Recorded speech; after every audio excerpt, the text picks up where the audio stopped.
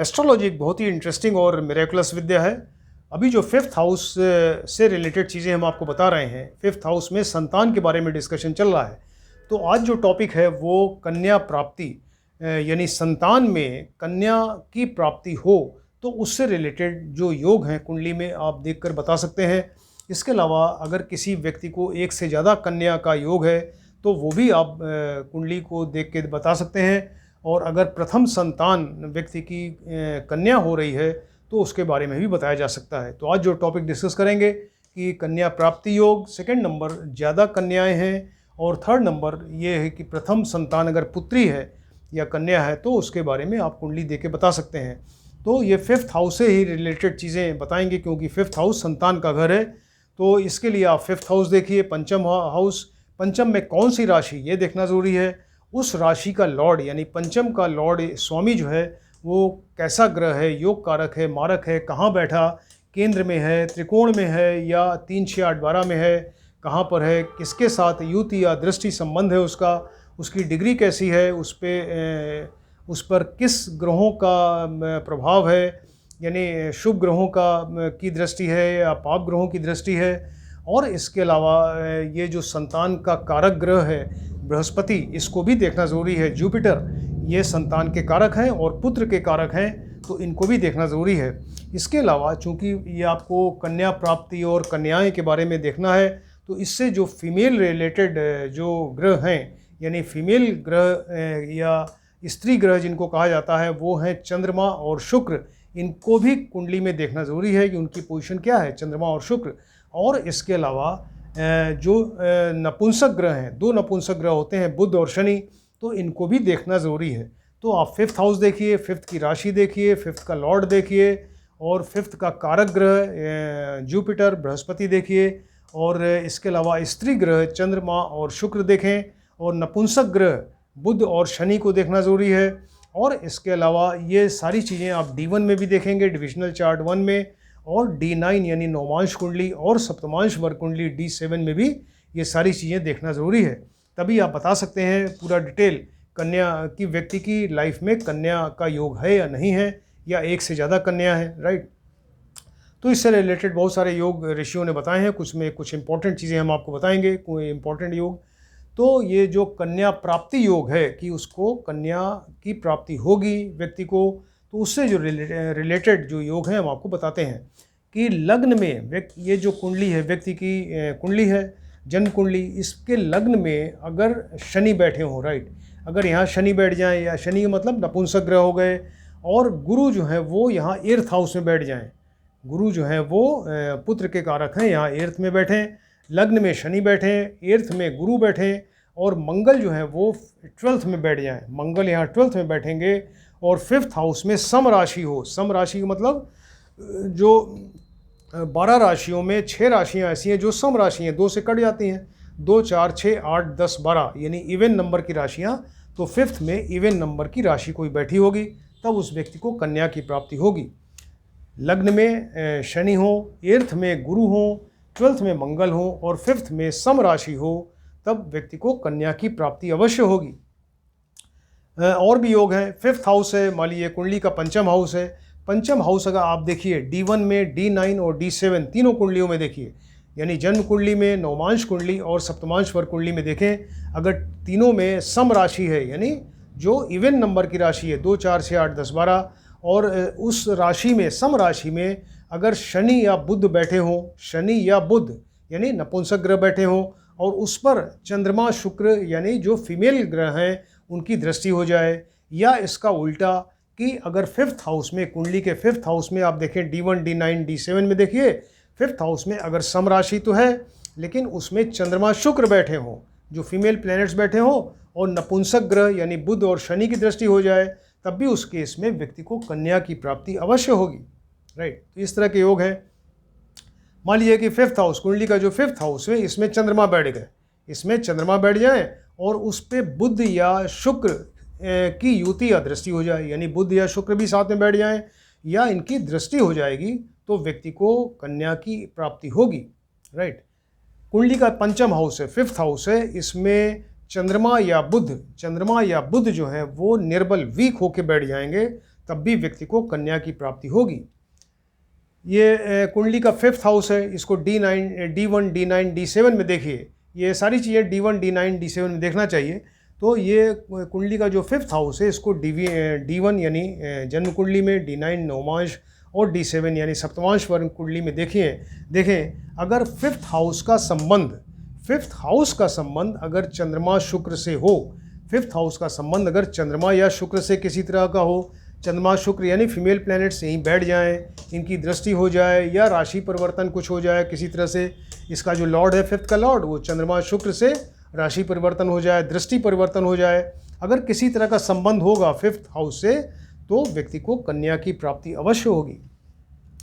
5th का Lord देखिए, पंचम का जो लॉर्ड है 5th यानी पंचमेश, तो ये D1, D9, D7 कुंडली में देखें अगर ये सम राशि में है, यानी पंचम का लॉर्ड D1 में, D9 एंड D7 कुंडलियों में अगर सम राशि है, राइट, और उस पर चंद्रमा शुक्र की युति या दृष्टि हो जाए, तो व्यक्ति को अवश्य ही कन्या की प्राप्ति होगी, राइट। पंचमेश जो 5th का लॉर्ड है प्लस चंद्रमा प्लस शुक्र, यानी पंचमेश 5th का लॉर्ड हुआ, संतान का जो लॉर्ड हुआ, और चंद्रमा एंड शुक्र यानी फीमेल प्लैनेट्स, तो ये D1, D9 कुंडली में आप देखिए अगर ये सब सम राशि में बैठे हुए हैं तो व्यक्ति को कन्या की प्राप्ति होगी, राइट। 11th स्थान है कुंडली का, देखिए 11th स्थान जो लाभ स्थान या आय का स्थान है, इनकम का स्थान, तो यहाँ बुध के साथ में चंद्रमा या शुक्र बैठ जाएं, बुध के साथ यहाँ बुध भी बैठे हो यानी नपुंसक ग्रह, और चंद्रमा या शुक्र जो फीमेल प्लैनेट्स हैं अगर वो बैठ जाएंगे तो उनकी अगर यहाँ बैठेंगे देखिए तो ये डायरेक्ट दृष्टि, इनकी 7th दृष्टि यहाँ पे आएगी, पंचम यानी संतान के घर पे, और व्यक्ति को कन्या की प्राप्ति होगी। इस तरह से बहुत से योग बताए हमने, कुछ इंपॉर्टेंट योग आपको बताए जो कन्या प्राप्ति अगर होगी व्यक्ति को तो उससे रिलेटेड योग बताए। अब अगर एक से ज़्यादा कन्याएं व्यक्ति को अगर मिलनी है या एक से ज़्यादा कन्याएं होंगी उसकी, तो इससे रिलेटेड कुछ योग हैं जो कि ऋषियों ने बताए, हम आपको बताते हैं। ये देखिए, ये जो सेकंड का लॉर्ड है द्वितीयेश प्लस पंचमेश, राइट, द्वितीयेश और पंचमेश अगर गुरु हो तो ये कैसे होगा, यानी सेकंड का लॉर्ड और 5th का लॉर्ड गुरु बन जाए, तो गुरु की 2 राशियां हैं, 9 नंबर और 12 नंबर, तो यहाँ 9 नंबर आ जाए, यहाँ 12 नंबर, वो कैसे आएगी, अगर यहाँ 8 नंबर की लग्न होगी, देखिए सेजिटेरियस या धनु ये सॉरी वृश्चिक या स्कॉर्पियो लग्न, तो स्कॉर्पियो 8 नंबर अगर होगा तो 8, 9, 10, 11, 12 एक राशि इनकी यहाँ पे आएगी सेकेंड हाउस में, और दूसरी राशि ये 12 नंबर यहाँ पर आ जाएगी, तो गुरु क्या बनेंगे, द्वितीयेश यानी सेकंड के लॉर्ड, और पंचमेश यानी 5th के लॉर्ड बनेंगे। तो ये गुरु जो है वो द्वितीयेश और पंचमेश होके अगर थर्ड स्थान में बैठ जाएं, ये 3rd स्थान में या 11th स्थान में अगर बैठ जाएंगे तो व्यक्ति को एक से ज़्यादा कन्या होगी। इसको फिर से बताते हैं, गुरु वृश्चिक लग्न की कुंडली में अगर गुरु द्वितीयेश और पंचमेश होंगे, ऐसा गुरु यहाँ 3rd स्थान या 11th स्थान में अगर बैठेगा तो व्यक्ति को एक से ज़्यादा कन्या होगी। 4th या 5th स्थान है कुंडली का, देखिए 4th स्थान, ये पंचम स्थान है, तो 4th या 5th स्थान में सम राशि में चंद्रमा बैठ जाए, सम राशि मतलब 2, 4, 6, 8, 10, 12, तो यहाँ या तो यहाँ सम राशि हो या यहाँ राशि हो, सम राशि हो उसमें चंद्रमा बैठ जाए तो एक से ज़्यादा कन्या होगी, राइट। 4th का लॉर्ड चतुर्थेश, यानी 4th का लॉर्ड जो चतुर्थेश है, 4th का लॉर्ड है, तो ये चंद्रमा हो और 5th में बैठ जाए, 4th का लॉर्ड चतुर्थेश बन के ये पंचम में बैठ जाए तो व्यक्ति को एक से ज़्यादा कन्या होगी, राइट। 5th हाउस में मान लीजिए कर्क राशि आ गई, अभी कर्क राशि कैसे आएगी, यहाँ पर कर्क मतलब 4 नंबर राशि, तो 5th हाउस में कर्क राशि तभी आएगी जब मीन लग्न होगी, देखिए तो 12 नंबर यहाँ पे होगा मीन लग्न मतलब, तो 12, 1, 2, 3, 4, यहाँ 4 नंबर कर्क राशि आ जाएगी, राइट। तो मीन लग्न की कुंडली में पंचम हाउस में जो कर्क राशि आएगी, इसमें अगर चंद्रमा या गुरु बैठ जाएं, तो चंद्रमा बैठेंगे 4 नंबर में तो स्वग्रही हो गए, और अगर गुरु बैठेंगे तो उच्च के यानी एग्जल्टेड हो जाएंगे, तब व्यक्ति को एक से ज़्यादा कन्या का योग होगा, एक से ज़्यादा कन्याएं उसको मिलेंगी, राइट। 5th हाउस में अगर स्त्री ग्रह, मान लीजिए कि चंद्रमा शुक्र है स्त्री ग्रह, तो चंद्रमा या शुक्र हो 5th हाउस में कुंडली के संतान वाले घर में चंद्रमा या शुक्र हो और उस पर चंद्रमा या शुक्र की दृष्टि हो जाए, कहने का मतलब कि अगर यहाँ मान लीजिए चंद्रमा है तो शुक्र की दृष्टि हो जाए, शुक्र है तो चंद्रमा की दृष्टि हो जाए, तब व्यक्ति को एक से ज़्यादा कन्या होगी। 5th हाउस में इसको आप देखिए D1, D9, D7 कुंडली में देखिए, यानी जन्म कुंडली, नवमांश कुंडली और सप्तमांश वर कुंडली में देखें तो D1, D9, D7 में अगर 5th हाउस में सम राशि हो, यानी 2 नंबर, 4 नंबर, 6 नंबर, 8 नंबर और 10 या 12 नंबर की राशि हो और उसमें चंद्रमा शुक्र की युति या दृष्टि हो जाए। सम राशि स्त्री राशि होती है, राइट। सम राशि जो है उसमें अगर चंद्रमा या शुक्र यानी स्त्री ग्रह बैठ जाएंगे तो व्यक्ति को एक से ज़्यादा कन्या होगी, राइट। मान लीजिए यहाँ 5th हाउस में मकर राशि बैठ गई। मकर राशि कैसे आएगी? मकर राशि तभी आएगी जब यहाँ कन्या लग्न होगी। देखिए, मकर का मतलब कि 10 नंबर राशि, तो अगर यहाँ 6 नंबर की लग्न होगी, कन्या लग्न, तो 6, 7, 8, 9, 10, यहाँ 10 नंबर मकर राशि आ जाएगी, राइट। तो मकर राशि में अगर बुध या शुक्र बैठे हों,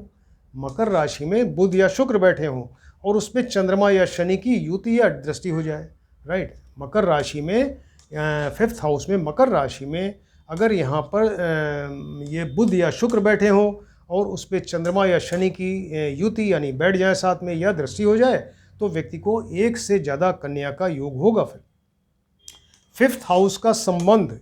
5th हाउस जो पंचम हाउस है कुंडली का, इसका संबंध अगर चंद्रमा, बुध, शुक्र या शनि से हो जाए। चंद्रमा शुक्र का मतलब फीमेल प्लैनेट्स, बुध शनि यानी नपुंसक प्लैनेट्स। तो अगर 5th का संबंध चंद्रमा, शुक्र, बुध या शनि से हो जाए, यानी वो बैठ जाए, दृष्टि हो जाए, इसके लॉर्ड के साथ में उनका राशि परिवर्तन, दृष्टि परिवर्तन, किसी तरह से संबंध हो जाए, पंचम से संबंध हो जाए किसका? चंद्रमा, शुक्र या बुध या शनि का, वो चाहे युति या दृष्टि से हो तो व्यक्ति को एक से ज़्यादा कन्या का योग होगा,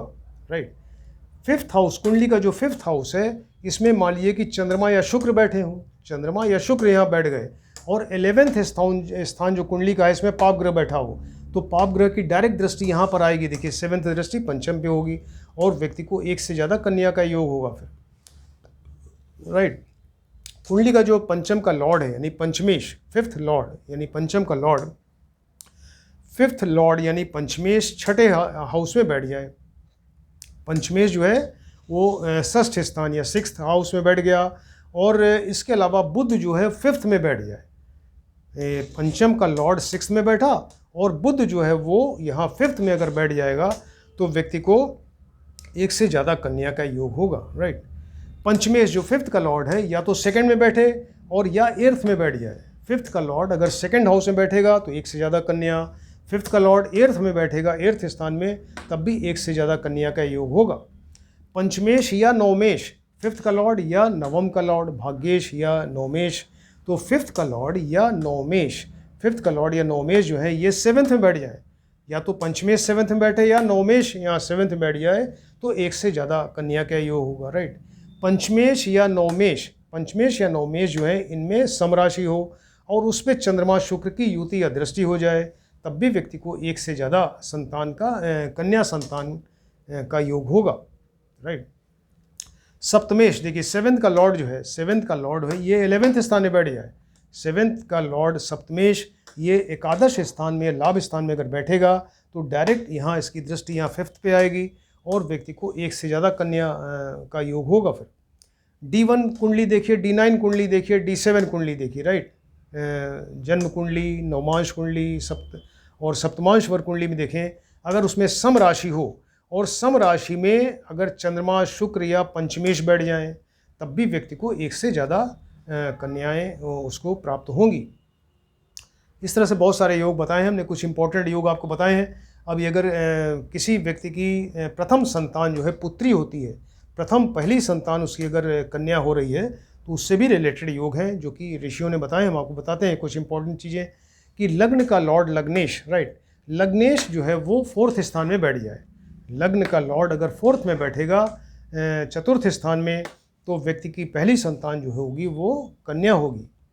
5th हाउस है, देखिए पंचम कुंडली का जो पंचम स्थान में इसमें चंद्रमा और शुक्र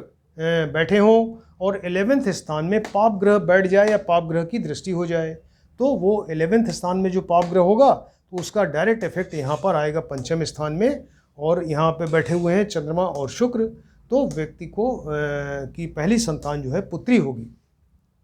राइट।